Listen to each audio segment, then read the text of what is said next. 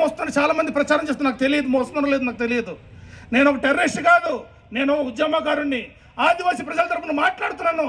అదే నేరంగా భావించి ప్రతి చోట ఆదివాసీ ఉద్యమకారులని గృహ నిర్బంధం చేసి ఈ ప్రాంతంలో ఆదివాసీ ఉద్యమాన్ని, ఆదివాసీ ప్రజల వాణిని అణగదొక్కలని జగన్మోహన్ రెడ్డి మోడీ ప్రయత్నం చేస్తున్నారు. వాళ్ళు ఎంత అణగదొక్కలని ప్రయత్నం చేస్తే అంత రెట్టింపుగా మేము పైకి లేస్తాం. ఆ రకంగా ఆదివాసీ వాణిని చట్టసభలు వినిపించి ఆదివాసీ ప్రాంత సమస్య పరిష్కారం కోసం మేమంతా కృషి చేస్తాము. అందుకే ఈరోజు ఇండియా బ్లాక్ తరఫు నుంచి మేము పోటీ చేస్తున్నాం. మీరందరూ కూడా ఆలోచించండి. మే 13 జరిగే ఎన్నికల్లో మా గుర్తు సుత్తికొండ నక్షత్రం గుర్తు, ఆ గుర్తుకు ఓటేసి గెలిపించండి.